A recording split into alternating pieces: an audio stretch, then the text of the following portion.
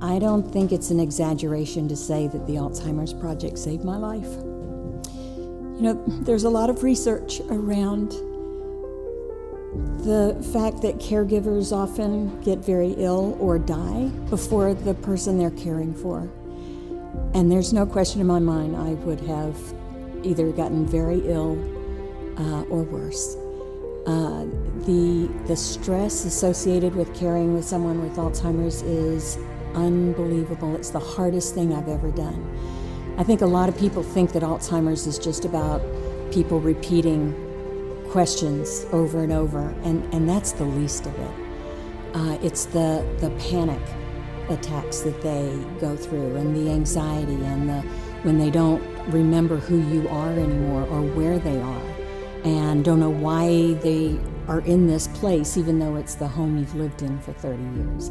They don't know who you are and why you have them there, and will strike out, will try and run away. The panic is unbelievable, and it's the stress associated with that as a caregiver is just the worst. My husband would, once we got outside the couple of blocks around our house, he no longer recognized any place where he was, and he would really get into a panic and undo his seatbelt and try and jump out of the car because he didn't know where we were, why I was taking him somewhere, who this person was. So it's that kind of stress of dealing with you don't know what from minute to minute. Every day is different. There's nothing the same. You get very little sleep. Towards the end of my husband's life, the last few months, we were averaging 45 minutes a night sleep. And it wasn't even 45 minutes in a row. The Alzheimer's Project gave me an opportunity to meet with other people in the support group meetings where I could bounce ideas off. I could share with people who understood what I'd been going through because they've been going through it too. I don't think it's an exaggeration to say that the Alzheimer's Project saved my life. I'd say emotionally it allowed me to breathe periodically. It helped calm some of the frustration. A lot of people in the support groups talk about how guilty and bad they feel because they get frustrated or get angry and yell at their loved one, and they know they can't help it, but you're exhausted and you're frustrated, and so your emotions kind of get the better of you, and we beat ourselves up for it. I still do. 2.5 years later, I still deal with some of that guilt of yelling or losing my temper. Well, I found that the support group, the respite day, having a day to myself, and the support group meetings gave me emotionally some calm, and I eventually kind of worked my way through some of that kind of behavior. Spiritually, I'd say it gave me hope. I'm a spiritual person anyway, and I will say it tests you. Caring for an Alzheimer's person, it tests you. And I think it helped me reconnect spiritually, and it definitely calmed me. I think that as it impacted me, the transfer was to him. As I got calmer, or as I had different things to try, it made it easier for him. It made our communication smoother, easier. It made my understanding of what he was going through greater, so I ended up having greater patience.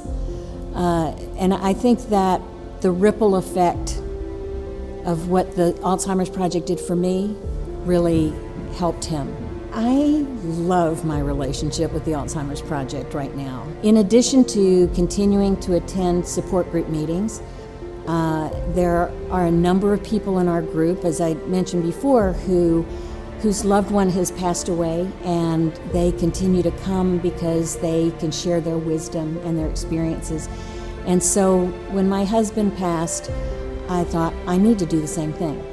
So I come to support group meeting and participate in terms of just listening or offering ideas or just saying, oh God, yes, I know. We went through that too. Don't beat yourself up, which is what a lot of us do. The other thing that I'm doing that I really am loving, but boy is it hard, is I'm co-facilitating a support group meeting with a staff person from Alzheimer's Project. And honestly, when I thought I had it hard, I had it bad, wow. We have so many people who are young, single parents trying to raise a child and caring for an adult, a parent. It breaks my heart because I'd say most of them can't afford to pay for somebody to come in and help. Their parent is like just over the minimum line to get Medicaid support or any kind of financial help. So one of the people in our support group meeting, she's had to quit her job, which I had to do as well. My husband got very anxious when I wasn't visually in front of him.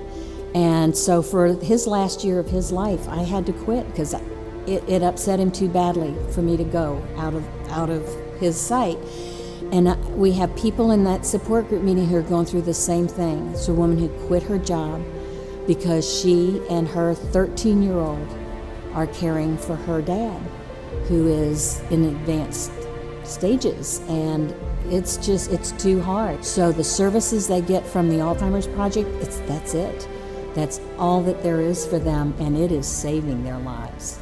Absolutely. They say that to me all the time, and I get it because that's what it did for me.